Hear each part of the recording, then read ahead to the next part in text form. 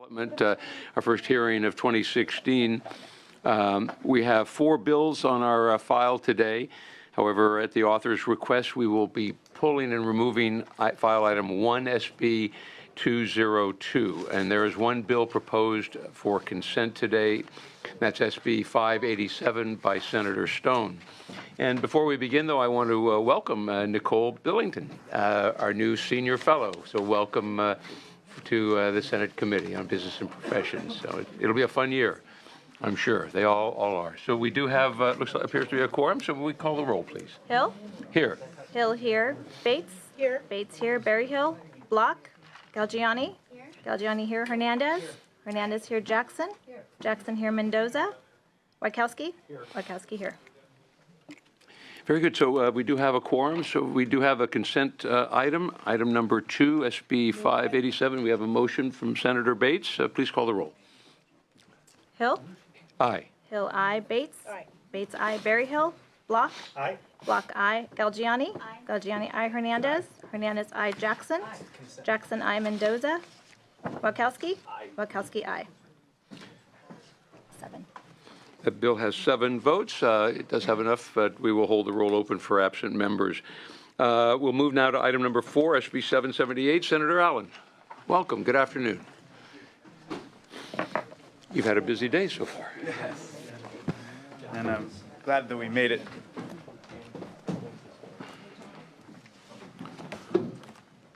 Well, thank you, Mr. Chairman and members of the committee. Senate Bill 778 is the result of conversations with stakeholders in the motor oil community, including car makers, consumer groups, environmental advocates, oil companies, and auto shops. Essentially, the bill requires automotive repair dealers to follow the oil drain interval specified in the vehicle owner's manual when recommending the date or mileage for the next oil change on the window sticker, or however they inform customers of when they should come back in. Now, last year, as we looked at ways to reduce the amount of motor oil waste in California, it became clear that there is a 3,000-mile myth. This idea that the drivers must change their oil every 3,000 miles to keep their cars in good running order. And that is essentially not true, but it's a key culprit leading to excess oil use and waste. Now, automakers and oil manufacturers have made really significant advancements in the longevity of motor oil. In fact, a majority of vehicles now only need to have their oil drained and replaced every 7,500 miles or even 10,000 miles. And there are actually some high-quality oils out there that last even longer than that. I've got one on my shelf that goes 15,000 miles. However, some auto shops still are recommending to consumers that they come back every 3,000 miles, playing to the outdated standard drilled into our minds by our fathers, mothers, grandfathers, and grandmothers. So while many shops will spend the time necessary to understand the customer's driving habits and even upsell them on the longer-lasting oil sometimes, the convenience sticker that is left on the car's window when they pull away often still says 3,000 miles. Now, many busy drivers rely on these stickers to know when they need to return to the shop. Now, according to one Edmunds article, a customer who follows the 3,000-mile sticker when their recommended interval is 7,500 would actually waste $150 and nearly 10 quarts of oil a year. By requiring repair shops to use accurate information on their window sticker or to set the oil monitor to trigger correctly, SB 778 will save drivers money and reduce unnecessary oil waste. The bill also requires auto repair dealers to inform consumers of what their recommended interval is. This will go a long way toward educating the public and finally putting to rest the 3,000-mile myth. And by the way, all that information is very easily accessible online or in the driver's manuals for any car, telling what the manufacturer's recommendation is. Now, the bill does recognize that some drivers may still want to come in for a change early, or after discussions with the shop specialist, they may agree that because of their driving habits, a shorter interval is warranted. I certainly have some friends who might need that sort of thing. But in these situations, the bill allows for the customer to opt for an interval that is different than what is recommended. The bill ensures that consumers are given the correct information about their change interval and that the reminder the shop offers matches that interval unless the customer chooses otherwise. Now, we got a letter from the new car dealers, and I've just been chatting with them here. I feel good about the state of our conversations. They raised the concern that deviating from the manufacturer's recommendations may be necessary, but they claim that the language requiring approval from the customer is vague. And I've expressed to them that I very much welcome suggestions for how we can clarify the section, work on editing it, work on amending it, since I share the belief that any deviation from the recommendation should be the customer's choice and not the shop's alone. But we do know that it's the practice of some shops to stubbornly rely on the 3,000 miles myth. That's at the heart of the problem to begin with. Now, one other thing that's raised in the letter that I know that some of you know about and was raised also in the analysis is that we know that state law currently allows some oil shops to operate without oversight from the Bureau of Automotive Repair, from the BAR. And we understand that the concern by the new car dealers and others that the provisions of 778 should apply to all shops, and I am 100% committed to making sure that that happens as well. We're obviously very closely monitoring Assemblymember Jones's bill, which is AB 873, which is in committee now, and I know we're going to continue to work with this committee to ensure that this issue is addressed should the bill move forward. If Jones's bill is passed in its current form, this wouldn't be an issue. If it's not, then we would make sure that that concern about covering everyone would be addressed in this bill. So I have with me Mark Murray with Californians Against Waste, and also Rosemary Shehan, yeah, a good Irish name, I suppose, with Consumers for Auto Reliability and Safety to speak in support of the bill and help to answer questions. I also have Tina Andolina from my staff to help as well. Thank you, Senator Allen. Mr. Chair, members, Mark Murray with the Environmental Group Californians Against Waste, and our objective here is to reduce unnecessary oil generation and waste. A very high percentage of the oil that is generated in California doesn't get recycled still, and so if we can reduce the amount of oil in the first place, that's a win. To make the justification for this really clear, I just had this experience. I have a brand new Honda Odyssey, 2-year-old Honda Odyssey. It's brand new to me. Honda Odyssey, it's got one of these great little things where it tells me what percentage of my oil am I using, and it keeps providing me that information. I go into a local place to get my oil changed, and they would only sell me, because the recommendation is to only get the highest end synthetic oil, which should be good for 10,000. The last time I got the change, I got almost 10,000 miles before I got to 10% of the life is left when I went to change it. Buy the oil, pay the $128 for the really good oil and the change, and they still give me a sticker saying 3,000 miles, even though I've got a computer in my car that's telling me that the percentage. So this is a change both in the culture of the dealers, it's a change in the culture for consumers, and it's important to have this kind of education, as well as, even if we're going to be transitioning to cars, they're going to tell us when they need to have their oil changed. The sticker is an opportunity to help educate consumers and correct folks that are providing misinformation to consumers. Urge an aye vote. Thank you, Mr. Murray. Other witnesses in support? Mr. Chair and members, Rosemary Shehan, President of Consumers for Auto Reliability and Safety, and we strongly support this measure. Not only is it good for the environment, but it would also benefit consumers. And many times consumers, especially when they buy cars as used cars, they don't even get the owner's manual with the car, so they may not be aware what the manufacturer's recommendations are. And that's where the shops can play a positive role in providing accurate information. And I realize I'm dating myself here, but I grew up in the 50s, and oil changes, it was like a religious rite. You know, you did this every 3,000 miles. So it's very ingrained, and we believe the bill will go a long way toward reducing consumers wasting money and time and possibly being upsold on services that they don't need. And we'd appreciate an aye vote. Very good, thank you. Other witnesses in support? Kim Schneider, on behalf of Biosynthetic Technologies, and strong support. Thank Very you. good, thank you. Good afternoon. Good afternoon. Jason Schmelzer on behalf of the California Product Stewardship Council, in support for the reasons stated. Very good, thank you. Others in support? Hi, Diana Vasquez, Sierra Club, California, definitely supporting the bill and thanking the author for bringing this issue. Very good, thank you. Kelly Dillon on behalf of California League of Conservation Voters in support. Thank you. Others in support? Seeing no one, those in opposition? Gentlemen, welcome. Thank you, Mr. Chair. And Senators Cliff Costa on behalf of the California New Car Dealers Association. California's new car dealers fully believe that providing accurate information regarding oil change intervals is important, not just for the customer, but also for the life of the vehicle. But unfortunately, we must oppose the bill today. Senator Allen's raised a number of our concerns that we also sent in a letter. First and foremost, our concern is the bill is applicable to those automotive repair dealers that are licensed by the BAR, the Bureau of Automotive Repair. And unfortunately, not every oil change facility is actually licensed by BAR. You've heard the senator discuss that.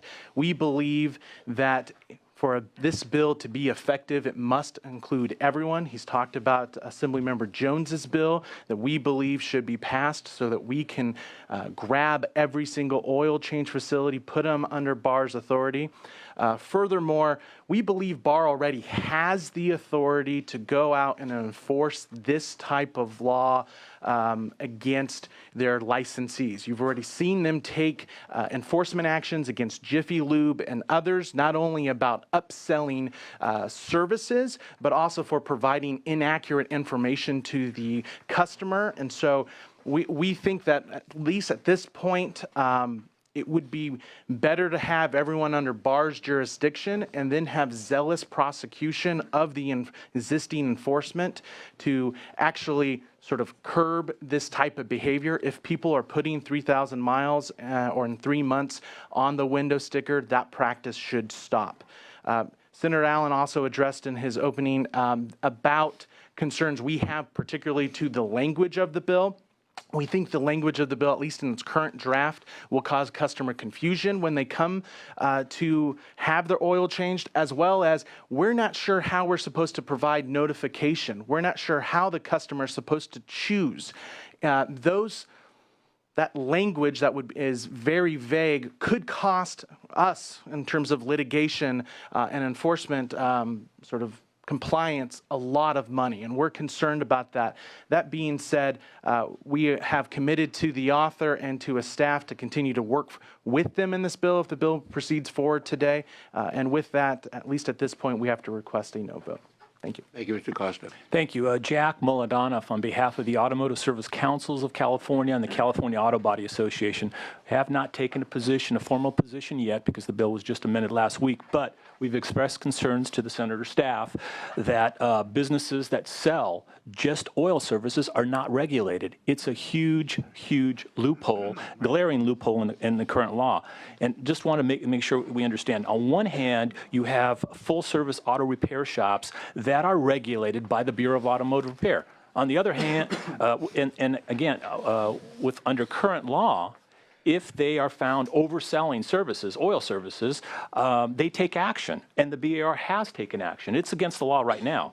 On the other hand, you have these standalone quick lube facilities, drain and fill, whatever you want to call them, but they just sell oil. That's all they do, and they are currently exempt from the law because changing oil in the state is deemed to be a minor service, so you're exempt. So the bill, the way it is, as it stands, as amended, it doesn't address the unlicensed oil facilities that just change oil. If you're going to go into one of these facilities, you're going to get your oil changed. There's no conversation. That's why you're going there. So if you want to stop, which I believe is the senator's goal here, unnecessary oil changes, you got to have oversight and jurisdiction over these quick lubes and oil shops. Now, you mentioned the bill, the Jones bill, which is pending. That will provide the oversight you're looking for oil change facilities and the ability for the BAR to take action. We believe, at least the Jones bill, will accomplish your goals. It protects consumers, and then it provides a level playing field for all automotive repair shops in the state. So we would like, obviously, to continue, working with you if this bill gets out of committee. But right now, the way it stands, this policy committee, it's just a glaring loophole in the law, and it needs to get addressed. Thank you very much. Thank you for your testimony. I appreciate it. Others in opposition? Seeing no one, I have a question. Mr. Costa, could you come up again, please? And I wanted to say that in my conversations with Senator Allen earlier, see the real connection and the importance of the Jones bill moving forward and how that could solve a lot of the problems and the issues we're talking about. And I've committed to getting BAR together with the author and sitting down and trying to work out some of those problems that they've been, the delays or whatever, in keeping the bill from moving forward in front of this committee. The other question, though, is, you know, I thought Mr. Murray's nice, the car that he just purchased in that example. I think we all have, you talk about stories and kind of history that we have. And my wife, we just purchased a newer car of the Toyota family. And for some reason, that car, every 4,500 miles, that light comes on and says you need maintenance, regardless of how good of a driver, how, you know, you deal with it, or even regardless of the kind of oil inside that car. The light comes on, tells you need maintenance. So I think if we want to solve this, and maybe there's room for a hearing to see where these automobile manufacturers are leading us in that, because this car certainly, I don't believe, needs service and oil change every 4,500 miles. I agree with you, Senator Hill. What we're seeing is technology moving at a rapid pace in cars. You know, cars are no longer just engines on chassis with wheels, right? They are really more sophisticated now. They're literally computers on wheels. And so where you have some manufacturers like Toyota who is just saying, here is our suggested interval, it's 4,500 miles. Every time you come in for an oil change, the suggestion for the dealer is to actually comply with Mr. Allen's bill and reset the computer process to where it says 4,500 miles. Like clockwork, the light will come on. Then you have other manufacturers. General Motors, for example, and I have a General Motors vehicle, so I know this. They are actually looking at how hard you're stopping, how fast you're driving, what type of temperatures you're driving in, how hot the engine is, and that is making a determination and thus a recommendation, as one of the sponsors talked about, where you can see the percentage of oil going down. That's because the computer in the vehicle is reading the sort of conditions on which the vehicle is being driven and giving you a suggestion. That would actually not be consistent with the manufacturer's suggestive oil change interval, and that's part of the reason why I think some of the bill can be confusing to customers. But to answer your question, technology is all over the place. Obviously, the newer the vehicle you have, maybe it's closer to what General Motors is doing. The older vehicle you have may not have this information on it at all, right? And it is, you know, if it's a 65 Camaro, you're not going to probably have any of that information. You're just going to show up every 3,000 miles because that's what, as other people have talked about, been ingrained to do. Right. I hope I answered your question. You did. That's great. Thank you, Mr. Costa. Appreciate it. So, are there other questions of Senator Allen? Yes, Just Senator a couple Jackson. clarifying ones. So as I understand it, you're not opposed to the concept of being more, yes, sir, I'm sorry. My apologies. You're not opposed to the concept of having better, more sort of accurate information about when an oil change needs to take place. Your concern is just that the language needs to be a little clearer, and it shouldn't have these exemptions for the companies that are strictly oil changing type companies. Is that accurate? I think that's an accurate representation of our position, yes, Senator. So with that in mind, Senator Allen, could you explain how your bill differs from the Jones bill, which they seem to support, and are you prepared to try to close that loophole? 100%. In fact, if anything, we didn't clarify it in our bill because we were so aware. We were in conversations with the committee staff. They were working on the Jones bill. So the Jones bill is basically increasing the number of shops that get oversight from BAR, so that it'll be more comprehensive along the lines of what you've heard about. What our bill, in the sense that it basically gives this new oversight responsibility to BAR, it covers those shops that are regulated by BAR. So that's the difference. We would absolutely, if the Jones bill does not move forward, we would absolutely want to make sure that those shops that Jones seeks to cover would be covered under this bill. So they're complementary. Absolutely. Oh, okay. Absolutely. Very good. Yeah. Thank Yeah, you. the Jones bill will include more shops Got that it. are not included So the today. objection here was that there was this big gaping loophole, but the Jones bill addresses that. You address the companies that are already under the BAR. And I think that's why this gentleman said that he was neutral, because ultimately Yeah. he understands that we're Okay. 100% committed to addressing this loophole and addressing the very same concerns that Jones is trying to Thank you. address. Thank you, Senator Jackson. Senator Berryhill. Yeah, if the Jones bill passes, is this not needed, or? So it is because, so the Jones bill is basically looking at the kinds of shops that the BAR covers, and it's going to expand the number of shops that are covered by the BAR.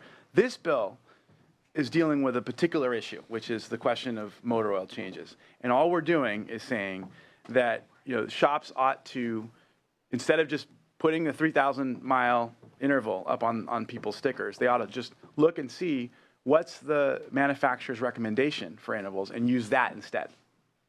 So what's going on is that you've got manufacturers who recommend 7,500 miles, 4,500 miles, and the shop should use that as the recommended interval instead of the 3,000 that we've just been using for decades. Yeah, back in the day, when I was farming, you only put about 3,000 miles a year on your truck. Right. But you need a couple oil changes because you're out in the dust and all that stuff.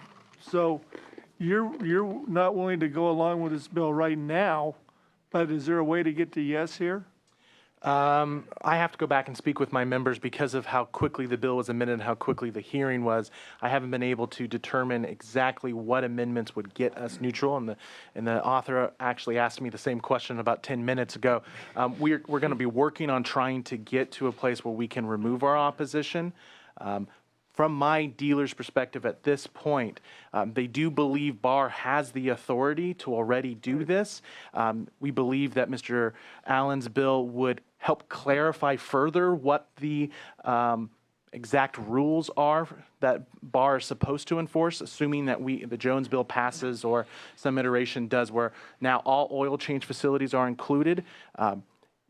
We do think unfortunately, the language of the bill needs to be extremely cleaned up, but that's, I think, what you're talking about. And I'll just say, we understand. I mean, part of the problem is just the timeline of the way these bills are coming up and the fact that it went into print just last week. I've asked Cliff for proposed amendments. They got some internal procedures over there. I've certainly not. We had an extensive conversation this morning. I certainly haven't heard anything from him that suggests to me that we're not going to be able to get to yes, but I understand that he's got to go through his procedures within his own organization. And I think if the Jones bill does pass, that will make a big difference in the fact that there'll be equity in terms of who is under the regulation. But what's the timeline? I mean, when's our second bite at this apple then? I mean, are you going to bring it back to this committee, or how are we going to do this? Well, that's a good question. I mean, ultimately, we can. And I'm just saying that because I've got a whole bunch of car dealers in my district that I don't want to jump out in front of something that isn't right. You know what I mean? I'd like to have some time to get this thing right. Yeah. But I would like a chance to vote on it at some point. I think what we will do is, with the Jones bill, we'll make them complementary, so that when that does come before us, we'll be able to integrate them in a way that makes them work and be successful in that too. So. We would certainly have to come back on concurrence, but You do, But that's if there's some sort of. And if there's a major problem, then we can deal with it then. That's true, but I think we'll be able to resolve it in working with the Jones bill. Okay. All right, thank you. Thank you, Senator Wachowski, then Senator Mendoza. Senator, can I draw your attention to page 2 and the legislative findings that we're going to make, because it seems a bit confusing. It's written that only 40% of our oil is recycled, but you start at the front. You include the oil that's burned off and the oil that's leaked, and then you say of that 40%, only a small portion of it actually gets to recycling. And the staff report points out in 2005, which was 11 years ago, we were recycling at a 59% rate, and the folks in the used oil business that actually pick up this stuff tell me that the numbers are greater than a small percentage. So I would ask, I'm willing to move the legislation, but I would ask as you go forward that we get some 2016 data in here, because the suggestion that even the Jiffy Lubes and these people that pick up the oil, there's a robust recycling industry here in California. And, the big secret is that used oil is actually better than virgin oil for our car because you're putting in detergent and additives. So that little secret should get out for the public if we're going to do a campaign here to educate people about when they should be recycling, changing their oil. So I just draw your attention to my concern with that paragraph. Do you want to make a comment? Mr. Chair, members, so we get this data from CalRecycle, which regulates the used motor oil recycling program. We're actually doing a fabulous job. This sector is doing a fabulous job of collecting the motor oil for recycling. Not all of that is collected for recycling goes to what we define as a recycling use in California. Some of it is actually shipped out of state and used as a fuel, burned as a fuel, which we don't count as recycling here in the state of California. So I will get you, at minimum, here's the story of what's happening to motor oil that gets recycled in California, and then we'll revisit the findings to make sure that we're using the most updated information. And I'm absolutely happy to work with your staff and the committee staff to get that clarified or changed or corrected if, good. Along the lines of what you. I move the bill. Thank you. Senator Mendoza. Thank you. I appreciate the bill. I think it's a good direction that we need to go into. I am concerned with a lot of the concerns that were brought up today. I'm hoping that maybe you could maybe double join the bills, the Jones bill and this bill, they both pass, so that way they both in action instead of one or the other. You know what I mean? The possibility of trying to put them together, and that way that the expansion of the bar oversight, I think it is necessary. Right. And I think this is also another necessary bill. So I think if we join them, and that way we know that they're both progressing and they will both be dependent on each other. Would be an idea that I think we should look into. One quick question to Mr. Costa. The manufacturer recommended oil change. I mean, if say they do go to a place that does offer 15,000-mile oil, do you think the service warranty is still valid if you don't go at 7,500 miles and you go to say 10,000 or 15,000? Or are you in jeopardy as a car owner that you didn't follow the instructions? I'm not actually familiar with that answer, so I can get back to you. Yeah, I mean, because I know it's like he was mentioning earlier, that the senator was that some of these oils have longer lives, and if I'm a new car, if I have a car, I don't want to jeopardize my warranty because I went somewhere and they promised you 15,000 miles, and I'm thinking I'm good. Right. But in reality, I'm jeopardizing my warranty that I don't want to, as a car owner, do. So the warranties are provided by the manufacturers, and when you buy a car, the dealer, obviously who is the retailer who sells you the vehicle, will honor the warranty when you come to our service departments and fix your car. But the details of each individual manufacturer's warranty, I'd have to dive into that to get you an answer. We looked into this a little bit last year in relation to a similar bill, and my understanding is for most of the warranties, it depends upon a compliance with their recommendations. So, I just don't know. I mean, as the owner, I think that's an important question. But if you get a chance, that'd be great to know more about that. That's it. Thank you, Senator Mendoza. Senator Block. Thank you, Mr. Chair. It seemed the new car dealers had at least a couple of concerns. One being that the bill is under-inclusive because a lot of repair shops or a lot of shops that do just oil change wouldn't be included. And we've addressed that, and we've talked about the Jones legislation. But the other concern, which was more compelling to me, seemed to be about the law being too vague and that it would result in needless litigation. Would you explain that in some detail, and would you, Senator Allen, respond to that? Sure. We've got concerns in both paragraphs. If you look at page 4, paragraphs A and C, A is discussing where prior to performing the work, the dealer shall notify the customer about the recommended oil change interval, as well as the viscosity, as well as, and I'm missing something, the oil grade. We asked, well, what does that notification look like? Is that notification done in the, repair estimate that we must provide to you? Is that done verbally? How do I show that I actually complied with that if I have done it verbally.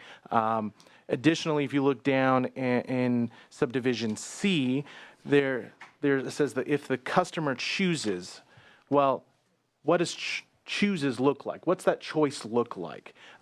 You come in, I tell you, hey, look, because we live in the high desert and because you drive, 50 miles to work every day in extreme heat during the summer, I'm going to recommend that you come in at 6,000 miles, even though the recommendation from the manufacturer is 10,000 miles. Did the customer, and the customer goes, yeah, that sounds good. How do I make sure that the customer chose that? Do I have them sign some sort of document? How do we comply with that? And so those are the sort of questions that leads us to when the language is not clear and it is under-inclusive. Our concern is if BAR doesn't set up regulations to clarify that, then we open and expose ourselves to what we think is unnecessary litigation. I mean, it sounds like those are legitimate concerns, but fairly easily addressed. Absolutely. And much of our conversation 10 minutes ago was just about this very thing. I asked Mr. Costa, when will you be able to provide us with some amendments, some proposed amendments that we can look at? And so we're active. We're anxious to see what he is able to come up with, and we'll wordsmith it together. I haven't heard a single thing that he said that I don't agree with I don't think anything that he said would ruin the spirit of what I'm trying to do here with this bill. So I from everything I've heard, both in our previous meeting and just now, I feel confident. But I understand that Cliff's got an internal process in his organization.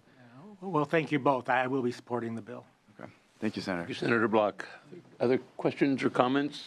Yes, Senator Bates. I won't be supporting the bill, and I just wanted you to know, Senator Allen, I like the direction you're going in, but I do think that there's still a concern that if the Jones bill doesn't make it and your bill lives, this issue with potential litigation over how the contract between the customer and the service center gets into something very specific to avoid litigation, that who told me and who knew, and did I save my speed and they really didn't do it right. I mean, it opens up a Pandora's box, and we've seen that in this legislature years where even the size of the print on something somebody signed got into, some sort of discussion. So I think it needs more work, so I'm going to oppose it today, but I'm not opposed to the direction you're trying to, the problem you're trying to correct, but I think it needs more work. Thank you, Senator. And I will say, if the Jones bill does not proceed, I am absolutely committed to working with both of the folks who raised concerns at this hearing to make sure that it is truly comprehensive, because ultimately that's my very goal here. And that too, absolutely. Very good, thank you. Would you like to close, Senator Allen, or was that your close? I respectfully ask for my vote. Very good, thank you very much. We have a motion from Senator Wachowski. Please call the roll. Motion is due pass to Appropriations Committee. Hill? Aye. Hill, aye. Bates? No. Bates, no. Berryhill? Block? Aye. Block, aye. Galgiani? Hernandez? Aye. Hernandez, aye. Jackson? Aye. Jackson, aye. Mendoza? Wachowski? Aye. Wachowski, aye. 5 to 1. We'll keep the roll open for the absent members. Thank you very much. We'll now move to item number 3, SB 661 Hill. I'll turn the gavel over to Vice Chair Senator Bates.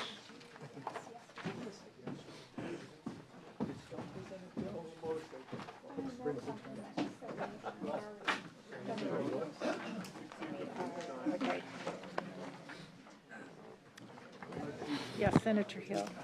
Thank you. Are you ready to open? Are your witnesses coming forward? There they are. We have one or Ready two. to Very open. good. Yeah, go ahead. Very good. Thank you, Senator Bates. Madam Chair, members, SB 661 is a reintroduction of last year's SB 119, which was vetoed by the governor in October. The only difference between this bill and that one is that we've pushed back a few deadlines to conform with the later operative date. The purpose of these bills has been to prevent dangerous excavation activities by clarifying the call before you dig law, improving enforcement of that law, and developing a venue for continued discussion of safety improvement. Today, the need is even more glaring than it was a year ago. California now has the distinction of having the two most recent excavation-related gas-related pipeline fatalities. In April last year, the operator of a front loader hit a buried high-pressure gas line in Fresno, causing an explosion that killed 1 and injured another 12. No call to 811 had been made. In November, an agricultural contractor struck a gas transmission line outside of Bakersfield, killing himself and severely burning 2 people nearby. And as of January of this year, the federal pipeline safety regulator now has the authority to take jurisdiction of excavation safety away from California if it finds our program insufficient to protect the public. Last year's SB 119 was a result of extensive meetings with dozens of excavators, utility operators, agencies, and associations who were able to come together for the common purpose of making sure everyone who went to work could go home safe. The governor's veto of the bill had less to do with the policy and more about the way in which the policy should be administered by the various state agencies who have excavation safety responsibility. The governor's office is in discussion with these agencies, and I am in conversation with the governor's office. I'm confident that we will be able to come to a workable solution. The Senate overwhelmingly passed SB 119 in September, and I asked that this committee move SB 661 so that the contractors, laborers, locators, operating engineers, one-call centers, counties, state agencies, farmers, landscapers, property owners, realtors, firefighters, gas, petroleum, electric, communications, water, and sewer utilities, whether municipal, JPA, or privately owned, can finish what we started over a year ago. I respectfully ask for an aye vote, member. You have witnesses in support? Madam Chair and members, my name is Brett Barrow with the National Electrical Contractors Association, United Contractors, the California Legislative Conference of the Plumbing, Heating, and Piping Industry, and the Western Line Constructors. And we are here again in support of this bill, a bill that has been endured a long stakeholder process and one we want to keep moving. Our contractor's principal objective on the job site is to keep its workers safe. And this bill would ensure that contractors call when necessary before excavating, and utilities come out and mark properly when excavating. So for those reasons, we support this bill. Yeah. Thank you, Madam Chair, members of the committee. Jeremy Smith here on behalf of the State Building and Construction Trades Council. We represent many of the actual men and women who actually drive the excavation equipment. And at essence, this bill is about health and safety and their livelihood. So we are strong support of the bill. Thank you. Maria Garcia with Greenberg Trorg on behalf of the California Landscape Contractors Association in support. Thank you, Madam Chair, members. Thank you, Madam Chair. Members, Mitch Seaman with the California Labor Federation, also in strong support. Thank you, Madam Chair. Members, Doug Subers on behalf of the Western States Petroleum Association. We don't have a formal position on the bill. We'd like to say thanks, Senator Hill, for continuing to work on this important issue and look forward to working with him throughout the year. Thank you. Witnesses in opposition? I see none. Any questions from committee? Senator Berryhill. Yeah, this bill looks a little bit like Groundhog Day, right, Senator? It feels like it too, Senator. I remember this was a long, hard fight. You did a great job in getting this bill to the governor's desk last year. You don't have any opposition received at this point in time. Was everybody notified of this? Do you expect to have opposition against this bill, or where are we at with it? Well, it depends. We don't expect to have any opposition legislatively against the bill. And we don't think that the governor, at the end of the day, when we work with his office now from this point, which is the good part about having this bill and having the time to do that, is to make sure that whether this bill has as a location for the advisory body and the regulatory body to be within the Department of Consumer Affairs. And working with the DCA as well as the PUC, the governor thought it should be with the PUC. We felt, and everyone else involved felt, that it should be within DCA. So what we're going to be doing is working with the PUC to see if they, in fact, are interested in taking this responsibility, and working with the DCA to find a place for it. There may be a hybrid or something, but it's this in the sense the policy is not a problem. It's the location of the body that will be doing the oversight, doing the enforcement, and managing this system so that we can prevent loss of life that we've seen over the last 2 years. Yeah, now, refresh my memory. last year, in the beginning of this bill, it was very controversial. You worked with a lot of different groups. The Farm Bureau was opposed to this originally last year. Yes. Now, are they in support of this now, or are they just, they're not opposed? I don't recall if they're not opposed to it, that I know. And we worked with the landscapers. Everyone, and with the city of Los Angeles had challenges and problems because of the culverts and the issues that they have when they clean and do some of the work there. So we've been able to work with each stakeholder to define what the issues that they had and the problems that were presented by their particular industry, and deal with those within the legislation. So everyone at this point, there's no opposition, and none was presented to the governor. His question is just over who's going to manage it, who's going to be operating the oversight, and in what agency will be dealing with that or department. Okay, thank you. Thank you very much, Senator. Senator Block? No? I'll just move the bill. Have a motion? Any other comments? Then, Madam Secretary, call the roll. Motion is due pass to Judiciary Committee. Hill? Aye. Hill, aye. Bates? Aye. Bates, aye. Berryhill? Berryhill, aye. Block? Block, aye. Galgiani? Hernandez? Hernandez, aye. Jackson? Jackson, aye. Mendoza? Wachowski?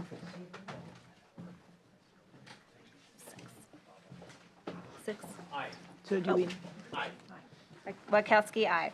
do we have to hold the roll open? No. Seven. Leave it open. The roll, we'll leave the roll open and then it will be Very due good. I pass. see. Okay. Thank you very much, Senator Bates. Yeah. Very good. We will call the absent members Call the absent members. on consent. We'll move on the consent calendar. Item number 2, SB 587. Please call the absent members. Berryhill? Berryhill, aye. Mendoza? 8-0. Mendoza. 8-0. We'll hold the roll open for a little bit longer just to make sure. It has Hill, item number 3, SB 661. Please call the absent members. Galgiani? Aye. Galgiani, aye. Mendoza? 8-0. We'll hold the roll open. And item number 4, SB 778, Senator Allen. Please call the absent member. Berryhill? Galgiani? Mendoza? 5-1. 5, what is 5-0? 5-1. That bill is out. And so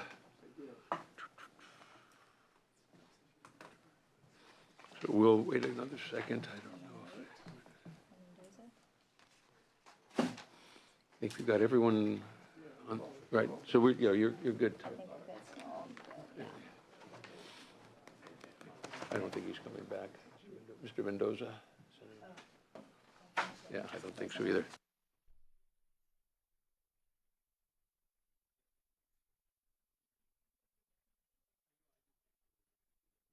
Do you want to close out? All right, we will close out the roll for item number 2. The vote is 8-0. That measure passes. Item number 3, SB 661, 8-0. That measure passes. And we've already closed the roll on SB 778, Allen, 5-1. That measure passes. That concludes the business of the Business Professions and Economic Development Committee for today. The committee is adjourned.